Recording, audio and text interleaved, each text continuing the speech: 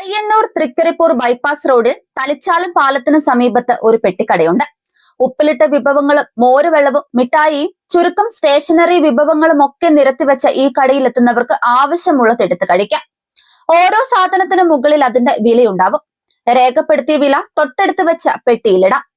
ഏറെക്കാലം പ്രവാസിയായിരുന്ന തളിച്ചാലം സ്വദേശി തളിച്ചാലം മുണ്ടക്കുണ്ടൽ സുലൈമാന് അത്രയ്ക്ക് വിശ്വാസമാണ് തന്റെ നാടിനെയും നാട്ടുകാരെയും. കടയിൽ സാധനങ്ങൾ എടുത്തു കൊടുക്കാൻ ആരെയും നിർത്തിയിട്ടില്ല.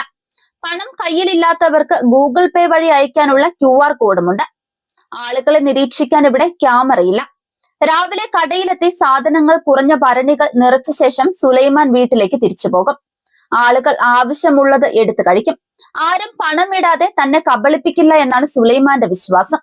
മാങ്ങ, ക്യാരറ്റ്, നാരങ്ങ, നെല്ലിക്ക, ചോളം എന്നിങ്ങനെ ഉപ്പിലിട്ട് വിഭവങ്ങൾ പലതാണ് ഇവിടെ. നാട്ടുകാരിൽ നിന്ന് നല്ല പിന്തുണ ലഭിക്കുന്നതായും സുലൈമാൻ പറയുന്നുണ്ട്. ദിവസേന 10 കിലോയോളം മാങ്ങ വിറ്റുപോകുന്നുണ്ടെന്നും ഇദ്ദേഹം പറയുന്നു. ദീർഘകാലം കുവൈറ്റിലും ദുബായിലുമായി ജോലി ചെയ്ത അനുഭവമുണ്ട് സുലൈമാന്.